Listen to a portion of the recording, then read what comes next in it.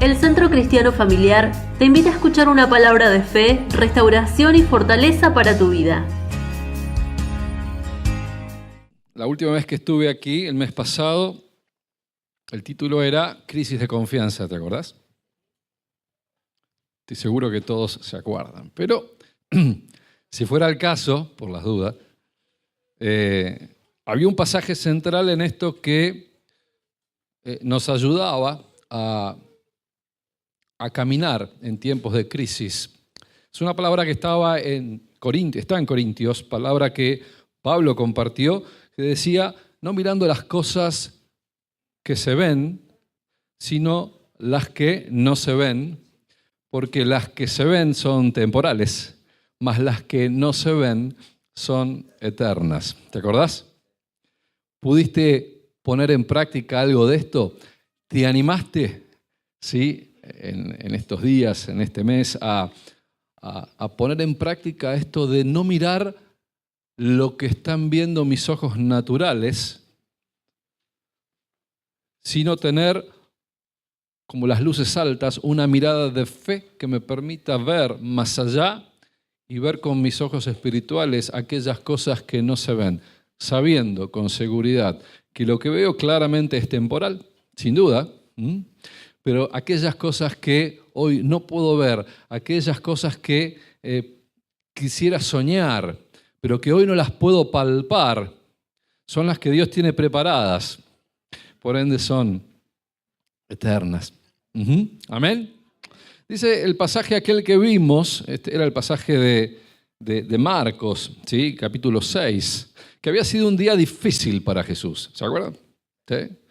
Había sido muy difícil. Había empezado él el día anterior, o un par de días antes, intentando llevar la palabra a Nazaret, la aldea en la cual él había crecido, con la gente con la cual él había convivido, con la cual él había interactuado. Y dice que fue tal el nivel de confrontación que hubo en aquel lugar que él tuvo esas palabras que todos conocemos que dicen, no hay profeta en su tierra. Qué tremendo esto de llevar un mensaje eterno y todo lo que los que estaban ahí podían ver era lo que sus ojos naturales demostraban. Al hijo de José el carpintero, al que hacía bancos, al que hacía muebles, ¿sí? Y no podían comprender que de su boca surgieran palabras tan complejas, ¿sí?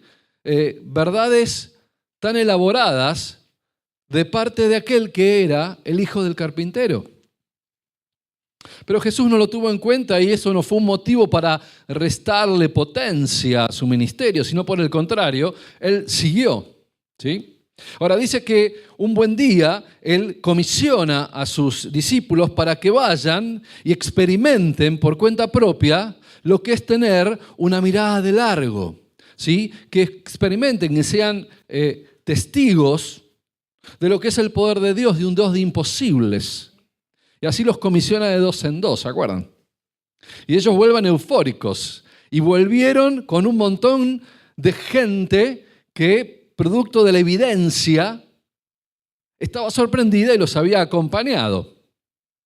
Y era una mañana que era en todo sentido para festejar, pero había un problema. ¿Se acuerdan cuál era el problema? A Jesús le trajeron pésimas noticias.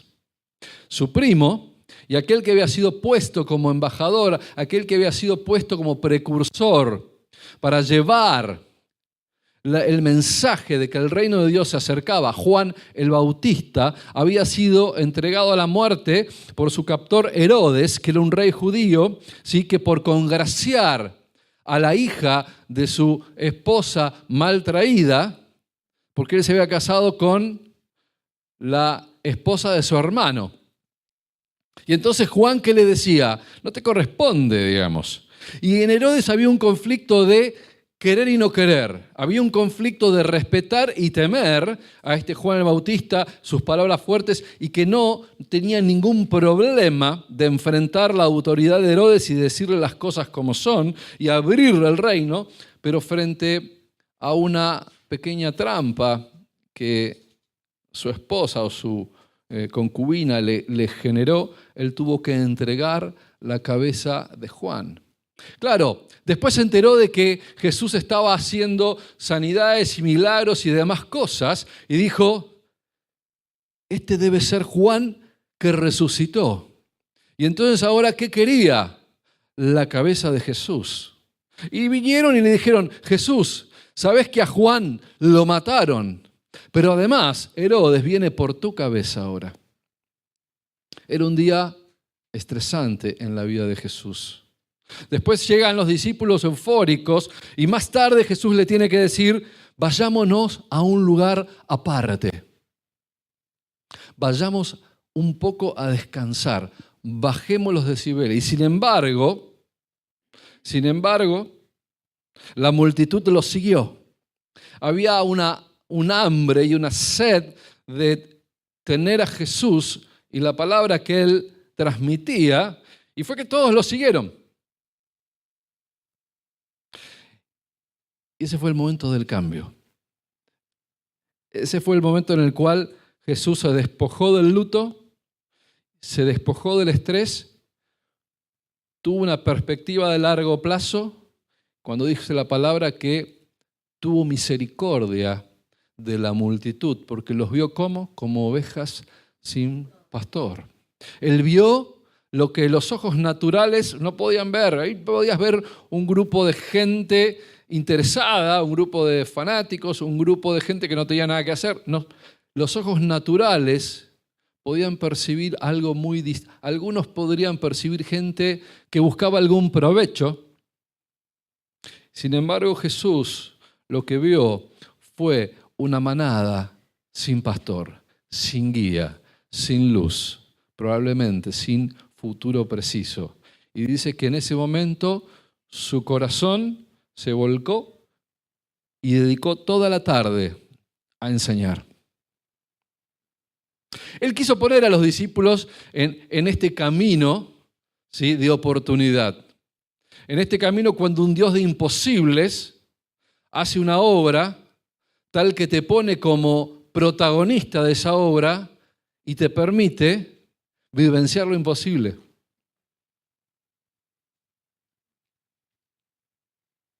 Pero el corazón de los discípulos es muy parecido al nuestro, ¿sí? El corazón de los discípulos tenía el mismo conflicto que muchas veces tenemos vos y yo, que es que nos aferramos a lo que vemos, a lo que es temporal. Y perdemos de vista la significatividad de mirar más allá de lo que nuestros ojos ven en este momento, en este instante, y pensar lo que Dios puede hacer, porque Dios es un Dios de imposibilidades. Él quiso que los discípulos comprendieran esto. Y entonces cuando llega la tarde y los discípulos ven que se viene la noche y que ya empezaba a picar el bagre, ¿sí?, y que pasaba, había algo de plata, pero no mucha. Y los discípulos con una mirada aún de corto le dicen, Jesús, deciles que se vayan a sus casas, despedilos. Ya te brindaste, ya les di. ¿Te acordás que íbamos a descansar? Bueno, no descansamos nada. Acordate que íbamos a dedicar la tarde a la lectura y a compartir y a estar en soledad y en silencio. Bueno, no pasó. Jesús, toda la tarde se la dedicaste a ellos. Es de noche, está llegando la noche, tienen que ir a comer por ahí, despedilos. Y Jesús en ese momento es cuando quiere ponerlos dentro del plan, como muchas veces te quiere poner a vos y a mí dentro del plan. No siempre estamos enteramente dispuestos, ¿no? Ellos objetan, es como que se quejan, ¿sí? Se quejan y dicen, pero Jesús, 8 meses de salario no alcanzarían para darle comer un un bocado a cada uno de los que están. 8 meses. A ver, pensá, Jesús, 8 sueldos. Claro, ellos estaban todavía mirando la capacidad temporal de sus bolsillos. Y Jesús los quería llevar mucho más allá. Dice que entonces fue que Jesús, sin reproche ni nada, dijo, está bien. Hay algo por acá.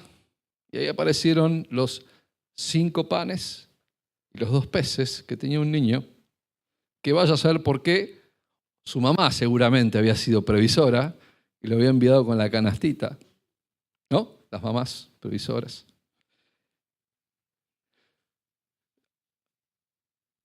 Si acá hay alguien como yo, ahora van a entender por qué, la verdad, esto es impactante. Cuando digo como yo admiro a las personas que pueden batallar en oración horas, que quiebran sus rodillas y batallan e interceden por vos, por mí. La verdad me parece maravilloso, porque aunque parezca que no es, yo soy de pocas palabras, aunque parezca que no es. Pero es así. Hay algunos que no tenemos tanto para hablar en el común de la diaria. Somos cortos, digamos, decimos lo justo y necesario. A mí me maravilla que en los momentos más complejos, cuando el milagro más contundente necesitaba ser efectuado, Jesús tuvo pocas y potentes palabras, suficientes para movilizar. ¿Saben qué dijo acá? Jesús dijo,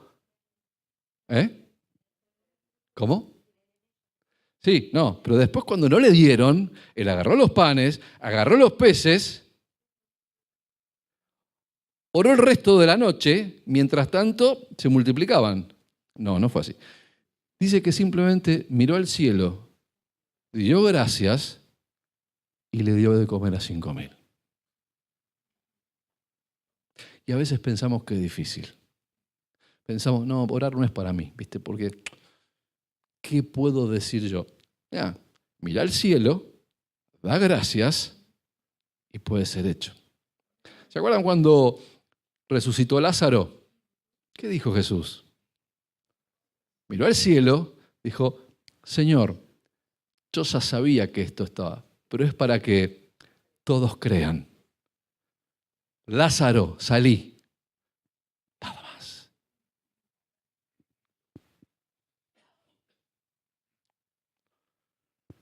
Y todos comieron, dice, hasta quedar totalmente satisfechos.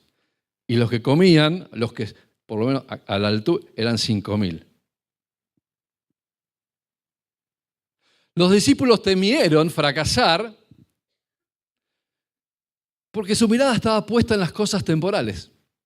Y no se animaron a entrar en el plan de Dios para esa tarde.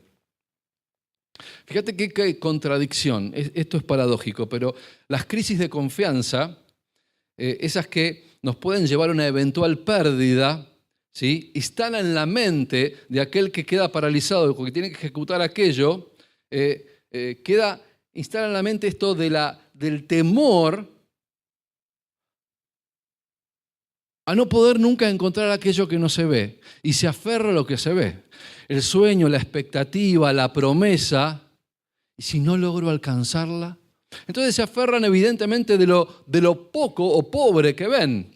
Esa aversión que hay a fracasar nos lleva a aferrarnos a esas cosas que se ven, aun cuando sean temporales, y nos limita la capacidad de mirar aquello que no se ve, que es eterno, y que probablemente sea colaborativo en la determinación de nuestro propósito y nuestro legado.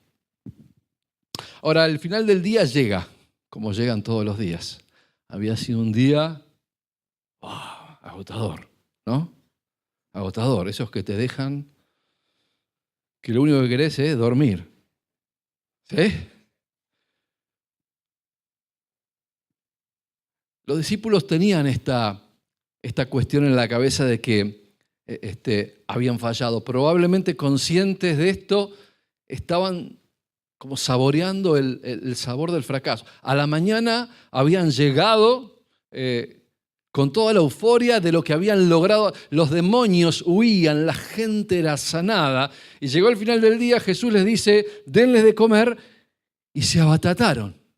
Hasta ahí llegó su capacidad de poder ver a un Dios de imposibles. Jesús quería hacer cosas oportunas y trascendentes a través de ellos, y ellos adoptaron la posición de que estas cosas se llevaran a cabo a pesar de ellos. ¿Alguna vez te encontraste en la situación de estar tan negado que Dios tiene que hacer las cosas a pesar tuyo y no con vos? Qué triste cuando Dios hace las cosas a nuestro pesar, con nuestra oposición, con nuestra resistencia, con escasa fe y convicción. Y Dios las hace igual. Queremos que el propósito de Dios se cumpla a través nuestro o a pesar nuestro. Para pensar. A pesar de estar viendo el poder de Dios en sus manos, sanando, expulsando demonios, etc., cuando llegó el momento de la oportunidad, cuando pudieron ser protagonistas de primera fila, prefirieron declararse ineptos. Prefirieron que Dios hiciera las cosas a pesar de ellos. Vos sabés que las oportunidades no se presentan todos los días, ¿sí? No se presentan todos los días. Y este día estaba llegando. Jesús aprovechó la oportunidad. No la dejó pasar, alimentó a la multitud con los pocos panes y con los pocos peces, y los demás quedaron como desubicados. Primer concepto. ¿Lo tenés ahí?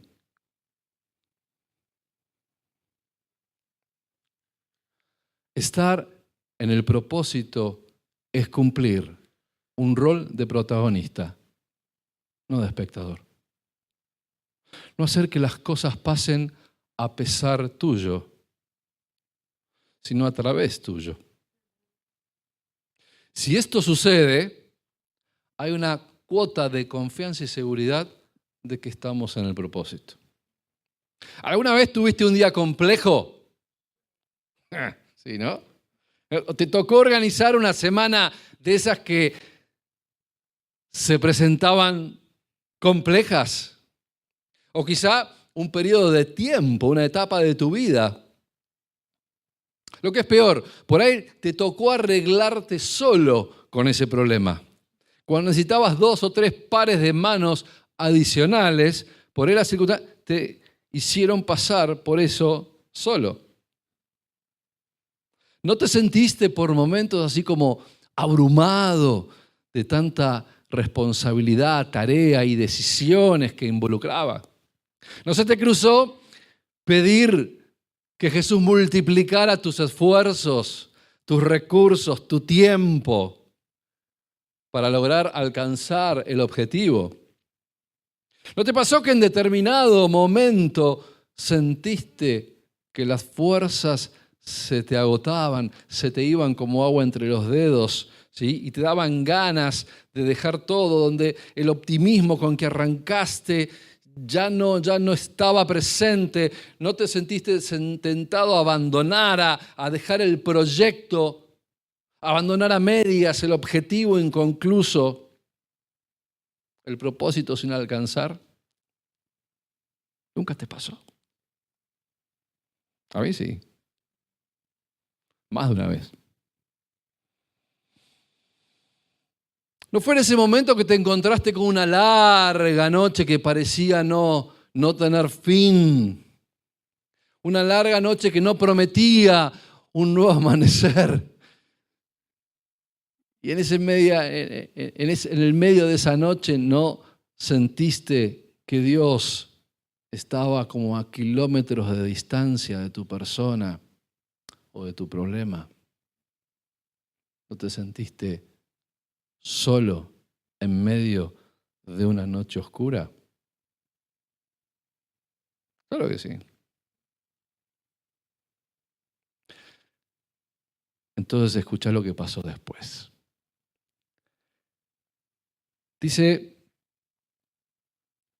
Marcos 6:45, que después que comieron todos, continuación, ¿sí?, de lo que estaba sucediendo ese día, llegaba al final. Dice que enseguida hizo Jesús entrar en la barca e ir adelante de él a Betsaida. Búscalo si querés, Marcos 6:45, lo vamos a leer completo el párrafo ahora, después lo vamos a ver en pedacitos. Ahora vamos a ver, yo lo leo todo completo para que ustedes tengan, es muy corto, pero para que tengan la idea completa. Marcos 6:45. Dice que terminó entonces la alimentación, acuérdense, ya estaba oscureciendo. 6 de la tarde, ¿les gusta? ¿Sí? Ok. Ustedes saben que para los judíos a las 6 de la tarde terminaba el día. ¿Sí? Se ponía el sol, terminaba el día. ¿Cuándo volvía a empezar el día? 6 de la mañana. Era lógico, no había electricidad. ¿Sí? Entonces a las 6, entre la vela, a las 6 se acababa el día y empezaba las 12 horas de la noche. Dice que enseguida hizo a sus discípulos entrar en la barca e ir delante de él a otro lugar, a la otra costa, ¿sí? La costa de enfrente, Betsaida, en la otra ribera. Entre tanto que él, ¿qué se quedó haciendo? Despidiendo a la gente. ¿Qué hizo con los discípulos? Ustedes vayan. Ustedes que no supieron multiplicar, vayan. Déjenme que yo me ocupo. Entre tanto que él despedía a la multitud.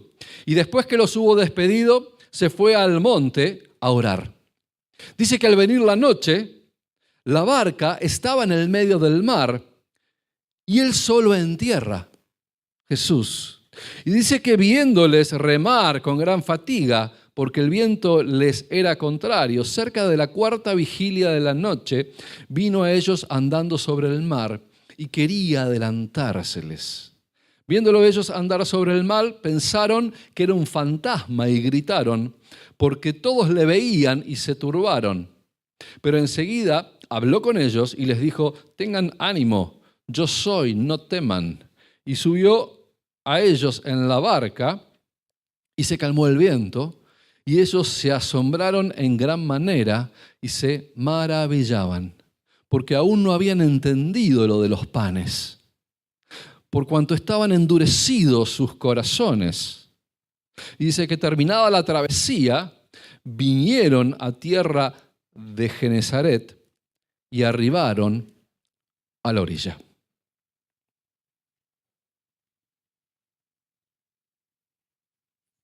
Dice entonces Marcos 6:45, el primero, enseguida Jesús, que hizo que sus discípulos subieran a la barca y se adelantaran al otro lado, mientras él se quedaba despidiendo a los que se iban con la panza llena. ¿Sí? Si recuerdan, se estaba agotando el día cuando los discípulos le dicen a Jesús que despida porque se estaba haciendo de noche y no iban a tener que comer. O sea que la multiplicación de los panes se hizo casi medio en la oscuridad. ¿Sí? Ya la cosa no veían demasiado. Y por eso asombraron cuando después recogieron 12 canastas llenas. Dijeron, pero acá no eran, ¿cómo pasó esto? Acá había 5 panes, 2 peces. Y no hicimos más que recoger canastas llenas. O estaban sin hambre, pero estaban todos como tirados en el piso, porque los habían puesto a recostar. Y dice la palabra que todos comieron hasta que estuvieron saciados. Ya eran las 6 cuando Jesús les dice, vayan ustedes, súbanse a la barca y enfilen para Genesaret, crucen el mar, después nos vemos. Yo me voy a quedar despidiendo a la gente. Dice que cuando se despidió, 46, que sigue, ¿qué hizo Jesús? ¿A dónde se fue? En vez de acompañar a los discípulos, dice que los envía solos y Él se va a orar. Capaz que Jesús necesitaba cerrar ese día convulsionado, estresante, difícil, lleno de contradicciones, ¿sí? Con grandes dolores y grandes alegrías, alejándose de la tierra y tocando el cielo. Quizá por eso el símbolo de subir al monte, ¿no? Jesús necesitaba alejarse de la realidad cotidiana y encontrarse con el Padre. Él necesitaba establecer un contacto con el Padre y ponerse a orar. Pero claro, ¿cuáles eran sus prioridades? Pensarían los discípulos. Bien, ellos podrían cuestionarse, ¿cómo es que, digamos, está viviendo a las espaldas de Jesús? Mientras la barca se alejaba de la costa, ellos remaban y se alejaban y solo veían a un Jesús subiendo, a su líder en la dirección opuesta, subiendo la montaña. Y en el corazón, en el fondo, ellos sabían que habían fallado. Sabían que cuando Jesús les demandó una actitud de fe, cuando Él les dijo, denle de comer, ellos se corrieron y dejaron que Dios actuara a pesar de ellos. Jesús los mandó a que enfrentaran la tormenta que se avecinaba solos. ¿Acaso no sabía Jesús que al día todavía le quedaba una tormenta por sortear? Seguro que sí. Mientras subía al monte es probable que percibiera los primeros arreboles, los primeros movimientos de la tormenta en ciernes. Dicen que geográficamente el mar de Galilea está como en una palangana profunda, tiene como 48, 50 metros de profundidad, pero está rodeada de un cordón montañoso, tal que los vientos fríos suben, remueven esa masa caliente que está en lo profundo y repentinamente en un mar que suele estar, que en realidad es un gran lago, ¿sí? Muy grande, tiene 20 kilómetros de largo, 15 de ancho, 48 de profundidad. De pronto, eso que es calmo y pacífico se torna enloquecido. Jesús los pone dentro de un barco, les ordena subir, marchar a remo. Muchachos, vayan a remar mar adentro. Pero Él no va.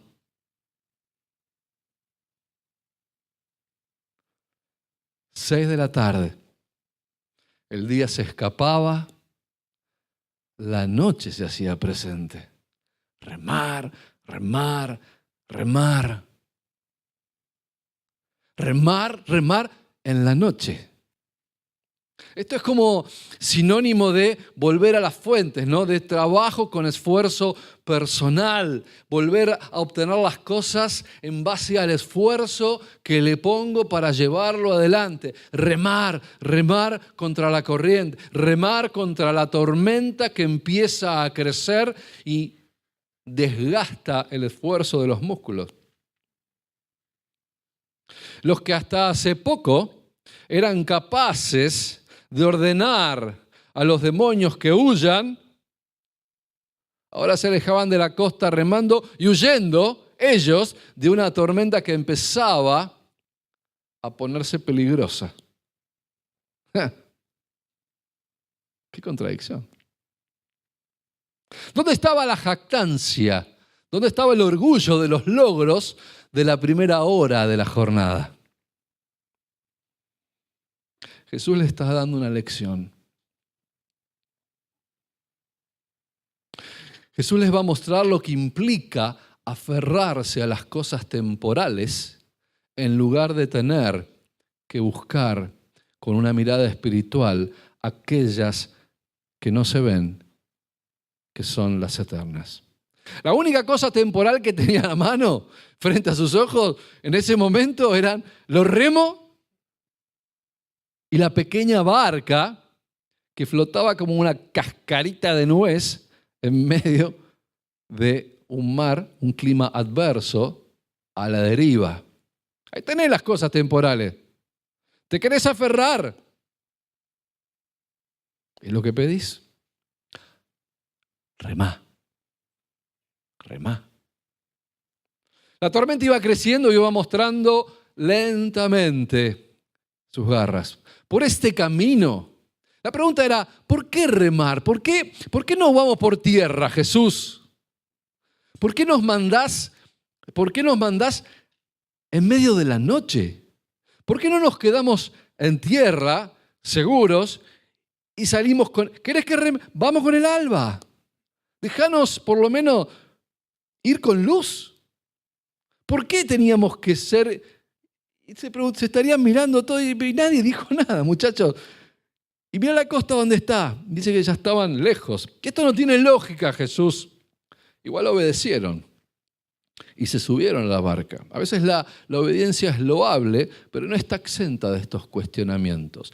Se hacen las cosas, pero en el fondo hay horas interminables de preguntas. Es así muchas veces la vida.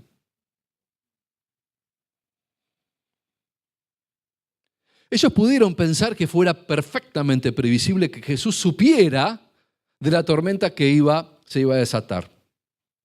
No era una casualidad, no era algo que a Jesús lo iba a tomar por desprevenido.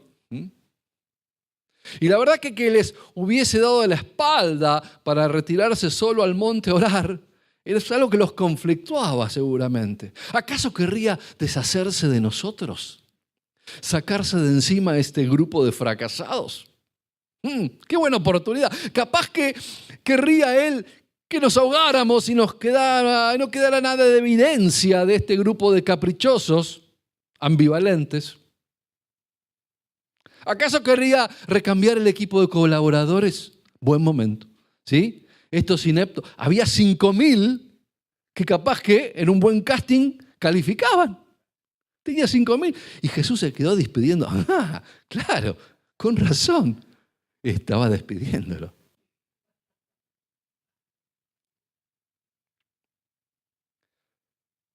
¿Cuántas veces te enfrentaste a una situación semejante? La posibilidad de ser descartado.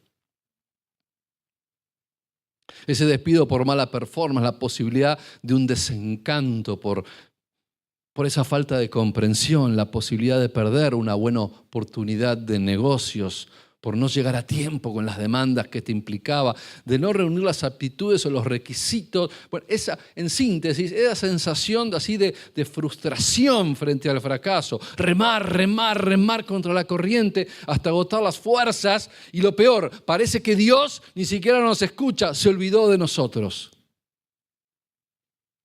Si la pasaste alguna vez, los discípulos también la pasaron. Jesús los puso a prueba. Segundo concepto, ¿está por ahí? Estar en el propósito es estar en el rumbo correcto, aunque la oscuridad, la tormenta y la fatiga no te permitan ver las luces del puerto de destino.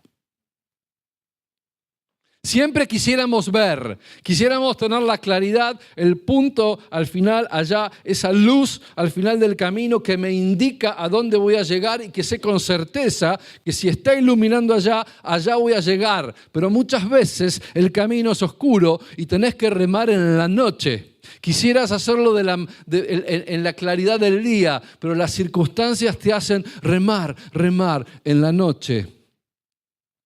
Y quizá llegues a pensar que Dios se olvidó de vos. Pero si estás en el propósito, en el rumbo correcto, aunque haya oscuridad en el trayecto, aunque haya tormenta, aunque haya fatiga, vas a llegar al puerto. Dice el versículo 47 que al anochecer, ya se había hecho de noche, la barca se hallaba en medio del lago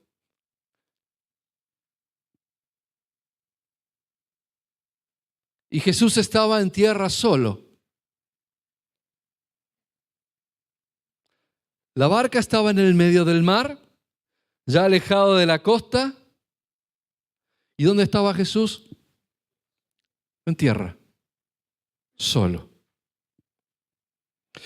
Mateo, que también escribió sobre estos Marcos, Mateo, que también escribió desde su perspectiva lo que estaba aconteciendo, dice, al anochecer estaba allí él solo y la barca ya estaba bastante lejos de la tierra.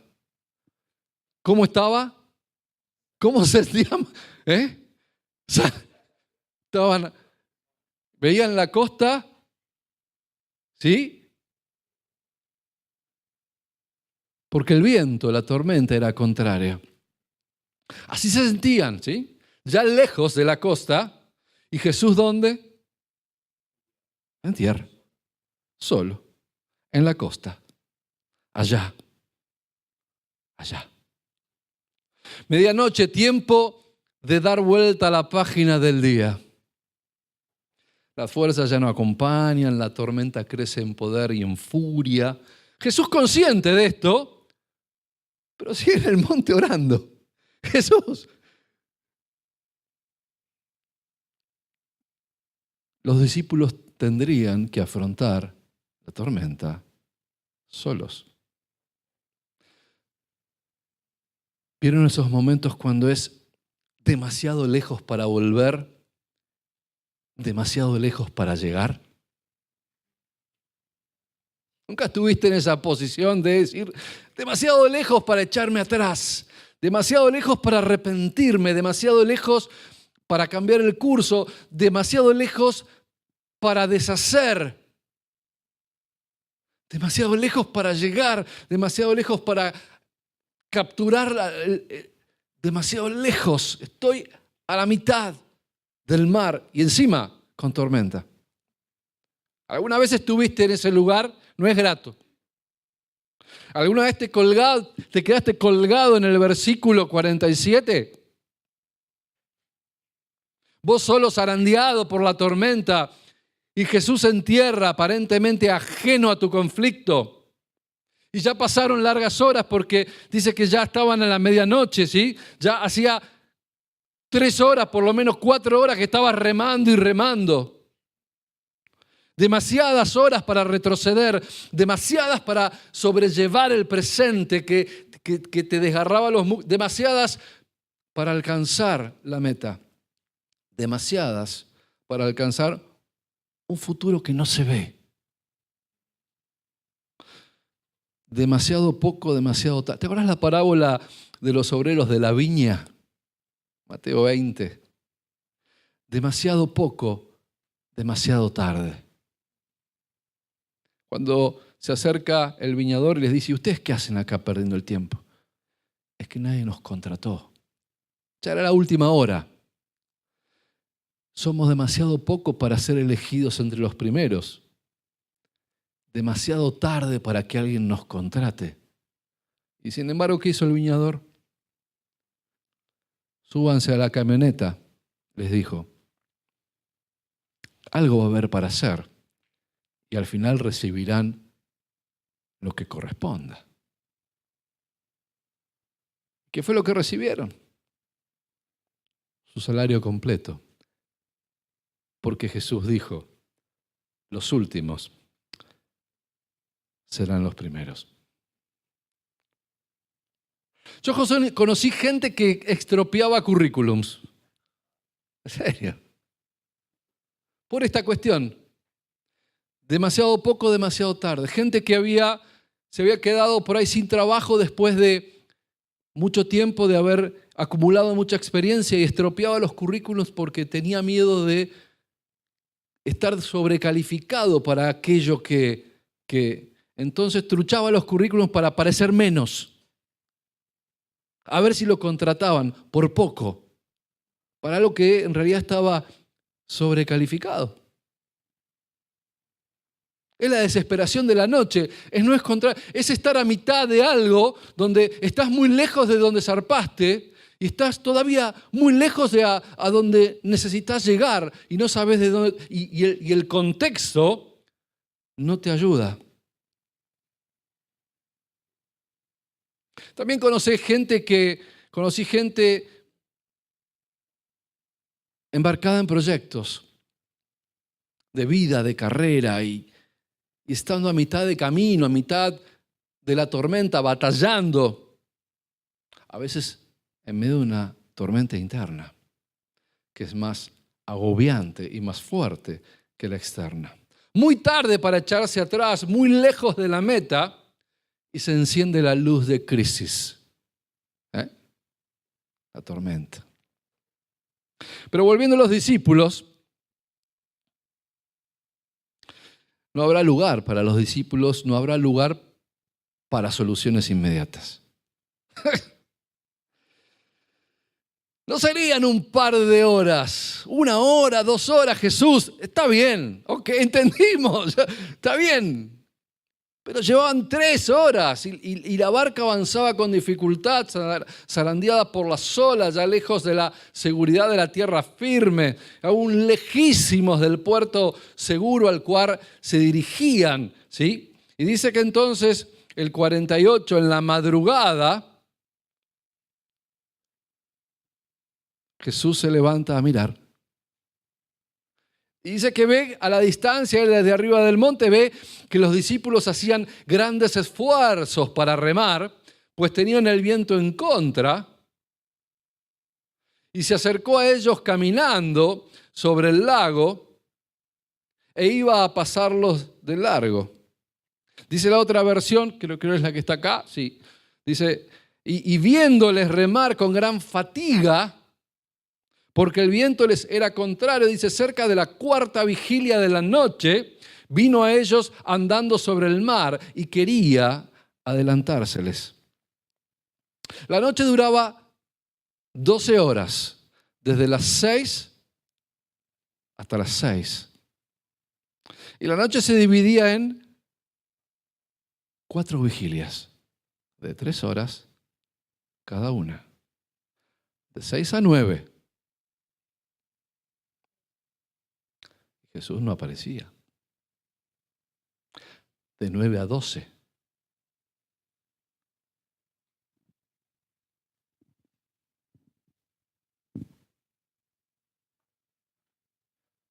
Y Jesús no aparecía. De 12 a 3. Iban 9.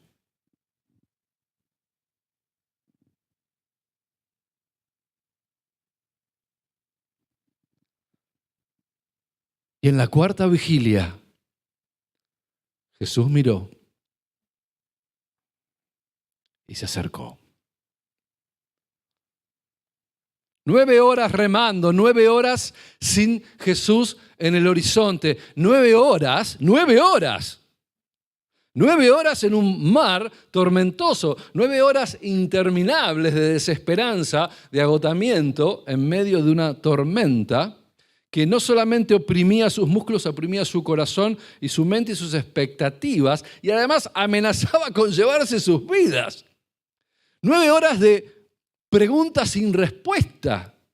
Vos te podés imaginar la cantidad de preguntas que se habrán hecho, que no dejaron registradas porque eran irregistrables, ¿sí? Que se hicieron durante 9 horas de remar y remar.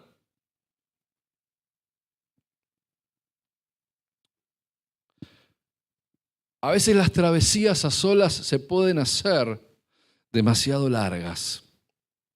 Y dice que los discípulos empiezan a desfallecer, están enojados. Dice ahí Mateo que sus corazones estaban endurecidos. Él deja entrever el estado de ánimo de los muchachos, ¿sí? Es el único que se atreve y lo pone. No habíamos entendido, dice, ¿no? Lo lo de los panes. No habíamos entendido todavía esto de mirar con ojos espirituales. No habíamos entendido de despojarnos de la mirada temporal, de la crisis que tengo delante de mis ojos. No habíamos entendido esto de que remar y remar era aferrarnos a lo conocido, aferrarnos a lo temporal, aferrarnos a lo que veíamos, aferrarnos a aquello que creíamos que era el espacio de nuestra salvación. No habíamos entendido, porque nuestros corazones estaban endurecidos. Y los discípulos enojados, furiosos, Jesús los había dejado solos. Ellos sabían lo que era enfrentar una tormenta. Habían sido pescadores, ¿te acuerdas? ¿Te acordás? Ellos habían sabido lo que era salir a pescar de noche y no volver nunca. Ellos habían ido a cantidad suficiente de funerales como para saber las consecuencias de navegar de noche y a ciegas y en medio de una tormenta. Jesús, ¿dónde estás cuando te necesito? Es allí en la cuarta vigilia cuando Jesús aparece caminando por sobre la tormenta, por sobre el problema.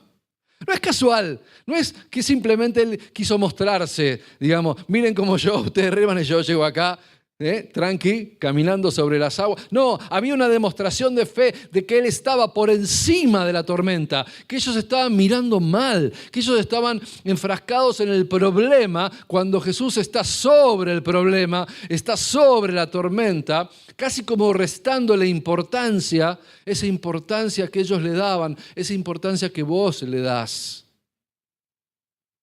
Y está ahí para rescatarnos una vez más. Vos sabés que los discípulos ya no esperaban a Jesús, como muchas veces nos pasa. Ya no esperamos, ya no creemos que pueda haber un accionar de Dios. Ya pasó demasiado tiempo, pasaron muchas horas, sufrí demasiado, el problema me abruma, ya entregué 500 currículums, ya intenté tantos timbres y tantas puertas, ya me enfrenté tantas veces con la enfermedad, ya hice tantos tratamientos, ya pasé por mis cuartas vigilias, ya estoy desesperado. Jesús, ¿dónde estás? Cuando pensamos que no hay posibilidad, Dios, que es Dios de imposibles, se hace presente. Ellos no esperaban a Jesús. Aún no habían entendido el milagro de los panes y los peces, no habían comprendido que para Jesús no hay imposibles. Que dejarlos andar solos en la noche y remando no era sinónimo de abandonarlos, sino de que ellos se reeducaran, que aprendieran. Por eso cuando lo ven llegar, piensan que es un fantasma. No estaban ahí, viene Jesús, estamos acá. No. Fíjense que esos son sinceros en relatar lo que les pasó cuando vieron aparecer a Jesús.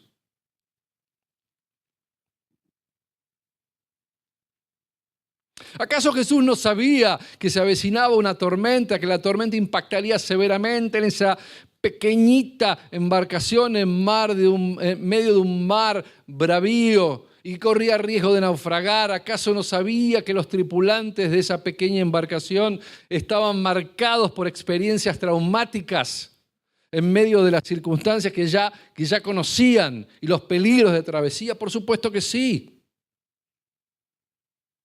Pero Jesús, aún sabiéndole, necesitaba educarlos, necesitaba que se cumpliera el propósito en ellos, un propósito más largo, más profundo, más ancho que las circunstancias. Pablo lo relataría después en otra instancia, diciendo justamente eso, para que seamos capaces de comprender la anchura, la longitud, la profundidad y la altura. A veces debemos pasar por la tormenta. Jesús tenía una misión, que los discípulos encontraran su propósito y llegaran a destino, aún atravesando solos un mar embravecido. Es tu cuarta vigilia el momento cuando pensás que no hay esperanza. Cuando pensás que no hay expectativas, que Dios no va a cumplir tus expectativas. Es tu cuarta vigilia cuando ya no quedan fuerzas para remar y te dejas estar a la deriva. Ya no pongo más. Ya está. Me entrego. Cuando pensás que Dios no está al tanto, Él no se da por enterado de los acontecimientos, porque pasaron muchas horas. La cuarta vigilia es ese momento donde se ha probado con todo los remos que tenés a mano. La cuarta vigilia es ese espacio de tiempo donde la seguridad de las cosas conocidas parece lejano. Donde te encontrás a mitad de camino, muy tarde para volver, muy lejos para llegar. ¿Cuántas veces te encontraste en tu cuarta vigilia esperando que Jesús estuviera, desde tu perspectiva, más cerca? Cuando estás a mitad de camino, cansado de remar, agotado por el embate de la tormenta, sin poder divisar esa luz de la costa, pensando dónde estará Jesús en este momento. ¿Acaso seguirá orando en el monte? En ese momento debemos tener fe en que Jesús conoce el camino, conoce las circunstancias y conoce el propósito. ¿Escuchaste? Conoce el camino que estás transitando, conoce las circunstancias que te están aquejando, pero también conoce el propósito. Tranqui. Jesús está más interesado en llevarnos a destino, a un puerto mucho más que vos, más de lo que podés pensar o comprender. Y en la cuarta vigilia Jesús se hizo presente.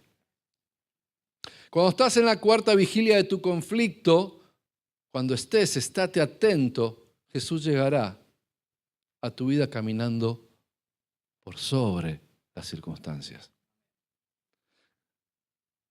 Cuando estemos en esa cuarta vigilia, Él se va a manifestar sobrenaturalmente, si es necesario, por sobre las circunstancias que están angustiando tu alma. Tercer concepto. Estar en el propósito nos asegura que Jesús estará cerca, aun cuando el camino hacia el propósito esté rodeado de oscuridad.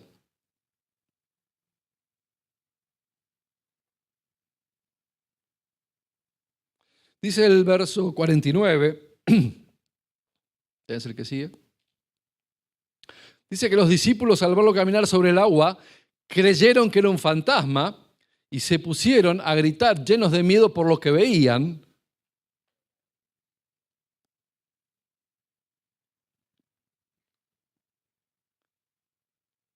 Pero Él les habló enseguida, habló con ellos y les dijo: cálmense, yo soy, no tengan miedo. Jesús los mandó a remar para que se percataran de que seguían siendo hombres. En ningún momento se les ocurrió a ellos orar o clamar. No hay ninguna expresión. Estuvieron 9 horas. Jesús, siendo Dios, se retiró al monte a orar. Y a ellos no se les ocurrió siquiera orar o clamar. Una oración conversacional. Muchachos, una palabrita cada uno. Jesús, tené piedad de nosotros y rescatanos. Me quedo a mí pronto. No, nadie se le ocurrió. Subir al monte era la forma de ponerse por encima de los problemas que predominaban al pie del monte. Haber orado hubiese sido ponerse por encima de los problemas de aquella tormenta. Es lo que hizo Jesús. Él tuvo la posibilidad, la capacidad de caminar por sobre la tormenta. Quizás ellos debieron hacer lo mismo, construyendo un altar de oración en medio de la barca, quemando los remos, ¿sí? Y ofreciendo adoración a Dios. Finalmente Jesús baja del monte y lo imposible se hace posible. Jesús caminando por sobre los problemas. Los discípulos están en tiempo de espera. ¿Se acuerdan cuando Carlos hablaba del tiempo de espera en el propósito? De que camino al propósito hay un tiempo de espera. Bueno, estos muchachos estuvieron en un buen tiempo de espera. 9 horas remando, ¿sí? Hacia el encuentro con el propósito. Los discípulos, como todo ser humano, tenían que comprender que el exitismo, el todo me va a ir bien, es un medio, no es un medio ni de subsistencia ni de vida. El éxito de la mañana, cuando hicieron huir a los demonios, es la contracara del fracaso de la noche, cuando no pudieron alimentar a los 5.000. En sus propias fuerzas, muerden el fracaso. En el poder de Dios, son exitosos. Y esta fórmula la tienen que vivenciar crudamente en medio de la tormenta. Arreglate con el remo. Probá con tu fuerza. Vamos a ver cómo te va. Cuando Jesús acude en su ayuda, ellos están enroscados en su temor, tal que en lugar de ver a Jesús, creyeron que quien se acercaba era un fantasma. Los discípulos en medio de la tormenta desesperaron, se atemorizaron, se dieron por muertos. No estaban esperando que Jesús apareciera, no estaban expectantes de su aparición. Por eso lo confundieron con un fantasma. Mirá, es difícil saber si tenían más temor a la tormenta o al fantasma.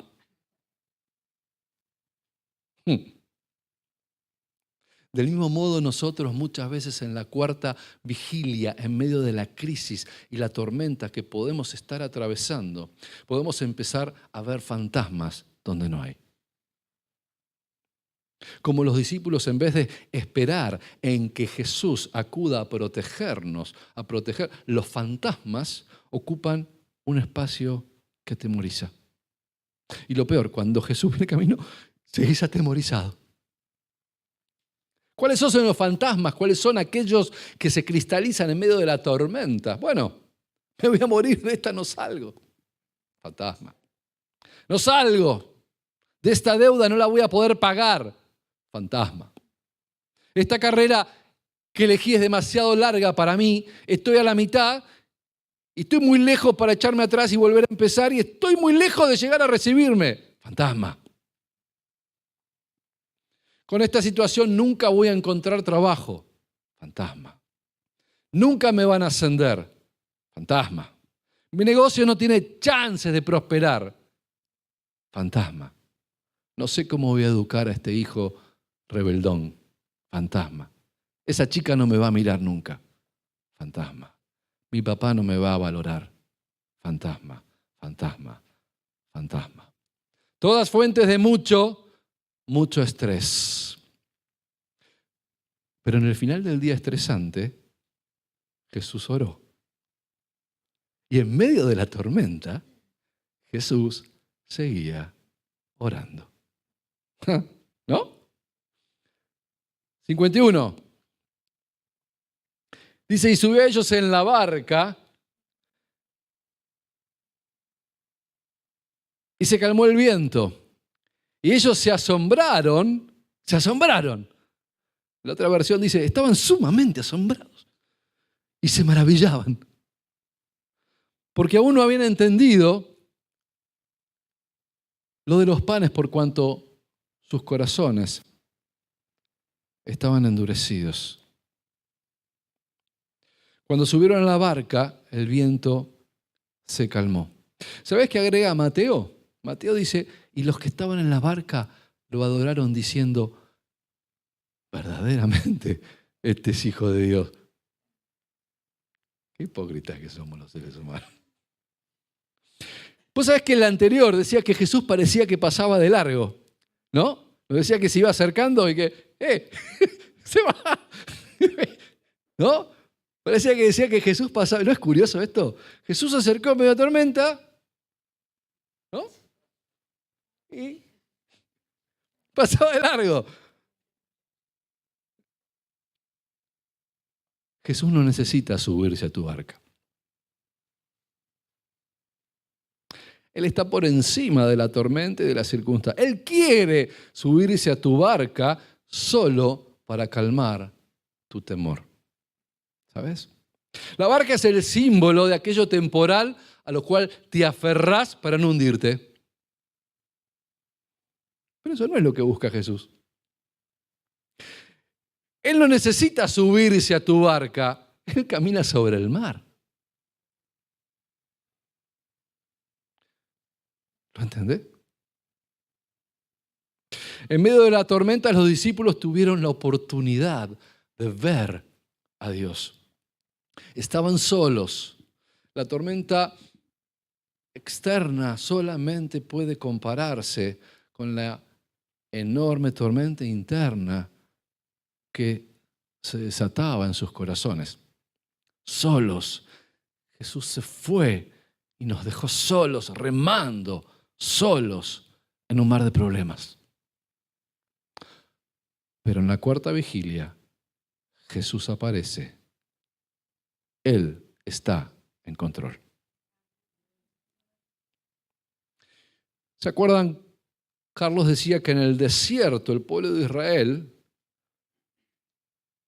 fue tratado para que pasaran a un nuevo nivel. ¿Se acuerdan? Para que pensaran diferente, para que vivieran diferente, para que actuaran diferente. Y por eso el desierto. Pero al igual que en el desierto, en medio de la tormenta, Jesús quería llevar a los discípulos a otro nivel. Que pensaran diferente, que vivieran diferente, que actuaran diferente, porque sus corazones estaban endurecidos y su visión nublada y no podían entender la profundidad de lo que estaba pasando. Es muy difícil ver con claridad a través del dolor o a través de la decepción. En el dolor o después del dolor o en la falta de comprensión, Dios parece más distante. Nos parece así. Es difícil ver a Dios en medio de la confusión, en medio de las tinieblas. Lo intentamos a veces buscar, pero es como que no disponemos de esos ojos capaces de percibir. Nuestra visión espiritual se vuelve miope. Es mucho más fácil ver fantasmas. Y la consecuencia de no ver a Dios es simplemente temor. Jesús toma posesión de la pequeña barca y la tormenta desaparece. Yo no sé si efectivamente la tormenta desapareció por completo o el cambio de percepción que tenían los discípulos cuando Jesús se subió a la barca. No sé si fue más impactante la calma del mar o la calma en los corazones afligidos, en la aflicción de los discípulos. Jesús estuvo en la barca, se calmaron y todo el contexto se normalizó. Cuando la calma llega a tu vida, las circunstancias que te rodean se pueden ver más ordenadas, más pacíficas, menos turbulentas, menos hostiles. A veces es necesario llegar hasta la cuarta vigilia. Pero estate tranquilo porque en esa cuarta vigilia Jesús es el que va a tomar el timón de tu barca. Amén. Último. Dice el 53. Terminada la travesía, linda travesía, ¿no? Terminado el paseo, digamos. ¿Sí? Terminó el paseo. El chofer era medio loco. Quedamos medio... Terminada la travesía, vinieron a tierra de Genesaret y arribaron a la orilla. ¿Sabes qué? ellos estaban en la ruta correcta. No estaban a la deriva. Ellos pensaban que estaban a la deriva porque la noche no les permitía ver y no había ninguna señal. Demasiado lejos para llegar, demasiado lejos para creer que lo voy a obtener, demasiado lejos para capturarlo, demasiado lejos para solucionarlo, demasiado lejos para dejarlo, demasiado lejos.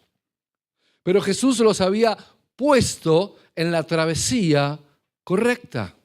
Y la travesía no es solo un tiempo perdido, sino un tiempo de aprendizaje. Encarar una travesía no es solamente perder el tiempo. Toda la enseñanza, todo el potencial no está solo en el destino, sino que está en el caminar. No se trata de solo llegar al puerto, sino de disfrutar el paisaje.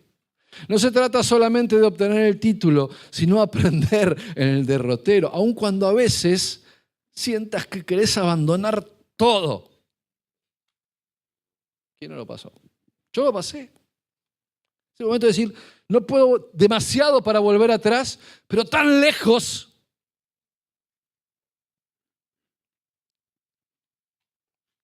El propósito no estaba solo en el puerto de arribo, sino en el camino mismo. No estaban allí por error, no estaban ahí por un mal cálculo, porque la brújula los engañó. Jesús les enseñó que no tenía sentido hacer el viaje sin sacar el debido provecho de la travesía. Estaban en el centro del propósito de Dios, aunque les costase creerlo, por las circunstancias, mucho más entenderlo. Último concepto. Estar en el propósito nos asegura que Jesús estará pendiente de nosotros y que llegaremos a destino, enriqueciéndonos en la travesía. ¿Sabes por qué? Porque el propósito está diseñado para que se cumpla. Es inexorable que si estás en el propósito que está diseñado por Dios, está perfectamente diseñado para que se cumpla, para llegar a la otra ribera, para llegar al Genesaret, para llegar al puerto, aun cuando en el camino te toque remar. Quizá hoy estás en tu cuarta vigilia. Bueno, a todos nos puede pasar de decir, hace mucho que estoy lidiando con esto, ¿no? Hace mucho que estoy padeciendo, hace mucho que estoy esperando, hace mucho que estoy remando. Estoy cansado. ¿Quién no tiene derecho a sentirse agotado? Porque estuviste en tus fuerzas, agotando tus músculos, agotando tu ingenio, agotando tus recursos, agotando tu billetera, agotando a tu familia, agotando todos los recursos que tenías a tu alcance para solucionar tu enfermedad, para solucionar tus finanzas, para arreglar ese pleito, para solucionar esta cuestión familiar, para mejorar en ese trabajo, para obtener alguno, para salir de la crisis, para pagar tus deudas, para poder reconciliar. Cantidad de cosas que pueden estar afectando tu vida. Y claro, ya no es una hora, la primera hora. Ya no van 2, van 3, van 5, van 7, van 9 y ya te hiciste todas las preguntas inimaginables. Y por ahí sentís que Dios todavía está en el monte orando sin poder escuchar tu clamor, tu dolor, tu necesidad. Pero bueno, por ahí es tiempo de quemar los remos, ¿no? Capaz que es tiempo de dejar de remar y juntarse en oración para que Dios haga algo distinto. Porque en la cuarta vigilia Dios te puede sorprender. Amén. Quizá hoy tengas una necesidad puntual respecto a esto. No importa, digamos. No es importante saber cuál es tu conflicto. Porque aún en el conflicto Jesús sabe cuál es. Él está por sobre el conflicto. Él puede transitar por sobre esa circunstancia. Y Él quiere llegar a tu barca. No porque lo necesite. No porque sirva para algo. Lo hace por vos. Nos ponemos en pie.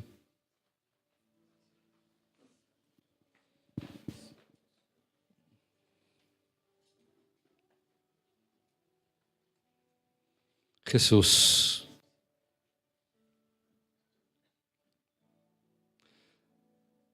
vos sos fuente segura aún en medio de la tormenta, Señor. Y quizá hoy, Señor, nuestro corazón, nuestras circunstancias,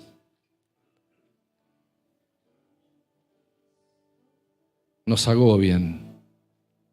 Quizá nuestro corazón nos traicione y nos haga pensar que demasiado lejos para volver, demasiado lejos para llegar.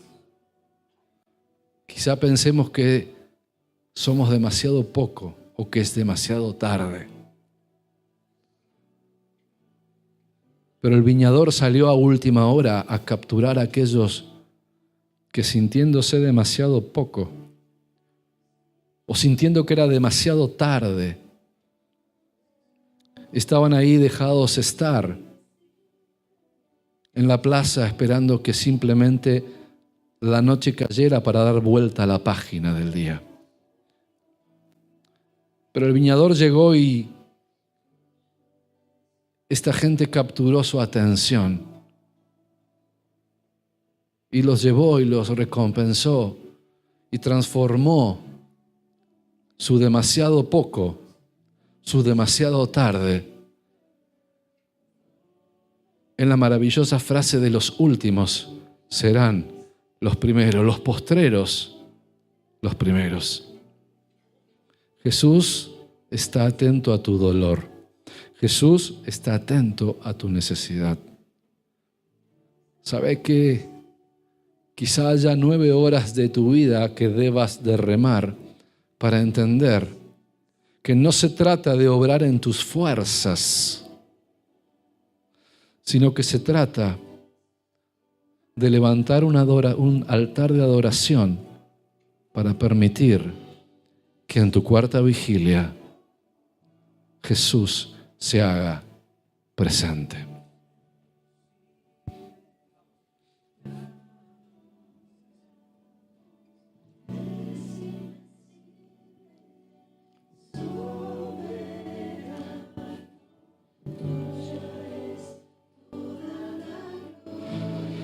Si querés venir a quemar los remos, acércate al altar. Es momento de decir: Señor, acá está mi barca, acá están los remos, los dejo, los quemo frente a tu altar. No quiero confiar en mis fuerzas, no quiero caminar con mis fuerzas, no quiero remar con mis músculos, no quiero seguir soportando el agobio en mi alma, no quiero confiar en mis capacidades. Quiero descansar en un Dios sobrenatural que camina por sobre el problema, que camina por sobre las aguas, que camina por sobre la tormenta, que le ordena a la tormenta que cese y que me otorga la paz en el corazón. Jesús, danos tu paz. Jesús, danos tu corazón. Jesús, danos tu confianza. Señor, ayúdanos a abandonar la barca como hizo Pedro, acercándonos a vos, pero sin hundirnos en el camino. Ayúdanos a caminar por sobre las aguas, sabiendo de que tu presencia nos da la cuenta de tu interés, de tu propósito, de tu hacer. Señor, estamos viendo el puerto de destino. Creemos que somos lo suficiente para llegar, que estamos en el propósito, que estamos en el lugar donde debemos estar. Sabemos que el trayecto, que la travesía no es un error, Sabemos que la travesía que estamos enfrentando no es algo que está errado, es algo que está en el propósito, es algo para lo cual nos estás preparando, es algo con lo cual estás trabajando. Y le decimos: fuera el temor, fuera el temor, en el nombre de Jesús, fuera el temor. Aleluya. Bendecimos este lugar, este tiempo. Quemamos los remos, Señor, quemamos la barca. Y nos declaramos caminando por sobre las aguas. Aleluya. Gloria a ti. Eres soberano.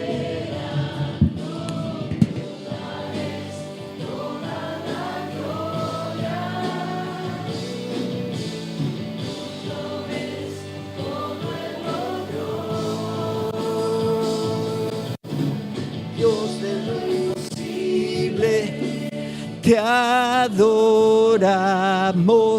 eres invencible, soberano, tuya es toda la gloria. Clámale a Él. Tuyo es todo el honor. Dios de lo imposible, te adoramos, eres invencible, soberano, tuya es toda la gloria. Tuyo es todo el honor, tuya es toda la gloria, tuyo es todo el honor.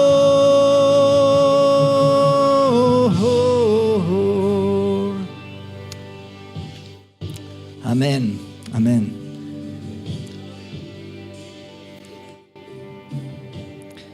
El Señor está esperando que cualquiera de nosotros lo invite,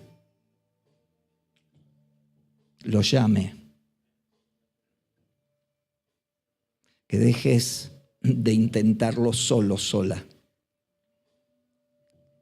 que lo llames. Él está pasando, no para seguir de largo, sino para darte la oportunidad de que lo llames a Él, de que lo invites a la situación que estás enfrentando y le permitas a Él hacer lo imposible. Él está aquí. Así que quédate con esto prendido para que el Señor no esté ajeno a lo que estás viviendo. Que no lo vivas solo, que no estés sola en medio de lo que estás viviendo. Quisiera que algunos de los que están allí vengan a abrazar a los que están aquí, ¿sí? Porque no estamos solos en esta barca. Somos parte de una familia, ¿no es cierto? Así que acércate y vamos a abrazar a alguien, a tomar a alguien que está allí, cerca tuyo, y que sepa que no somos solos, no estamos solos. Somos una familia, somos parte de una familia. Esto es, ¿sabés qué? Es una familia eterna, no es una familia temporal, no es por un rato. Es una familia que de la cual Dios nos hizo parte, para que lo vivamos juntos. Mirá, hoy hubo dos llamados que tuvimos, especialmente por personas que estaban en gran necesidad. Una se llama Neri Fernández, él es un hombre de 55 años, un hijo de Dios, que tuvo un segundo ACV. Su hija pidió clamor. La mamá de Marcelo Corina, ayer, ¿no? Se fracturó la pelvis. y Marcelo pidió clamor. ¿Sabés lo que es esto? Esto es, Señor, te invitamos a nuestro gran problema, a eso que no lo podemos hacer solo, ¿sí? Dios presente cambia la situación. Amén. Vamos a clamar. Si tenés un clamor especial, ¿hay algo por lo que quieras pedirle a Dios? Acá hubo personas que se acercaron con una necesidad puntual. ¿Querés pedirle algo ahí al Señor? ¿Querés hacerme algún tipo de seña para decirme yo también necesito? Yo también quiero que oren por mí o quiero que oren por alguien en particular. Señor, traemos estas vidas delante de tu altar. Señor, te clamamos a ti, te llamamos para que te hagas presente en la vida de Corina, haciendo un milagro, Señor. Señor, pedimos por su vida para que tú intervengas. Señor, la cubrimos para que hagas tu obra completa en ella. Señor, en el nombre de Jesús oramos por Neri para que él sea sano, sea restaurado, para que tu propósito se cumpla en su vida y a través de su vida. Señor, manifiéstate sobre él y aún a los que están alrededor, como la familia de Corina, como Marcelo y Leana, sus hermanos, Señor, por aquellos nietos que están sintiendo este dolor de este tiempo, pedimos para que también tú les abraces, que te hagas presente, porque Señor necesitamos tu compañía, no lo queremos vivir solo esta situación. Padre, en el nombre de Jesús oramos por Mary, para que tú te manifiestes también en su vida, en Cristina, Señor, oramos por ella. Gracias por cubrir a tus siervas en todo tiempo y en todo momento. Señor, abrázales. Padre, en el nombre de Jesús damos gracias por los milagros que tú haces y por los que harás. Señor, gracias por estar con nosotros. Ahora nos ponemos en tus manos para ver todas tus maravillas. Señor, declaramos que en esta semana andaremos junto contigo. Te invitaremos a estar presente el día lunes, martes, hasta cada día, Señor, y en cada momento y en cada circunstancia que estemos enfrentando. Señor, estarás con nosotros. Y nos irá bien. Y nos irá bien, Señor, porque tus promesas son fieles, porque creemos en ti, un Dios poderoso que está presente con nosotros cada vez que nos acercamos y te pedimos que vengas, Señor. Gracias. Señor, manifiéstate con milagros, con imposibilidades hechas posibles. Maravíllanos una vez más. Señor, te damos gracias por lo que harás. Bendito seas tú, Señor, por siempre. El único digno de toda gloria eres tú, Señor. Decláralo. Tuyo, tuyo. Dios, oh, Dios de lo imposible. Te adoramos, eres invencible, soberana, tuya, toda la gloria, tuyo, Señor, todo el honor, tuyo es todo el honor. ¡Wow! Dios de lo imposible, te adoramos,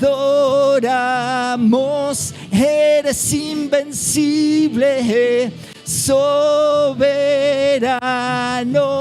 tuya es toda la gloria, tuyo es todo el honor, tuya es toda la gloria. Y tuyo es todo el honor.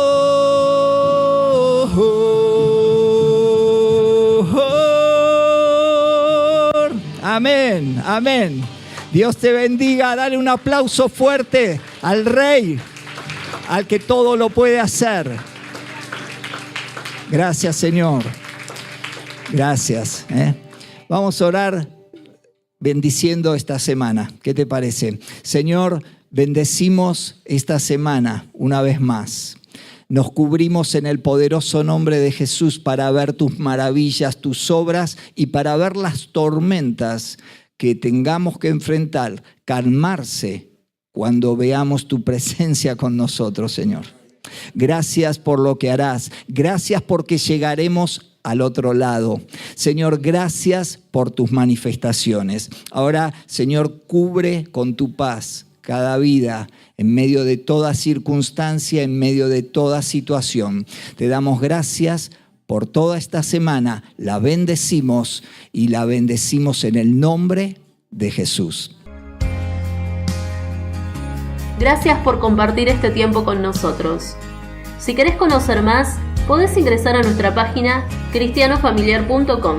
Seguinos también en las redes sociales como Cristiano Familiar.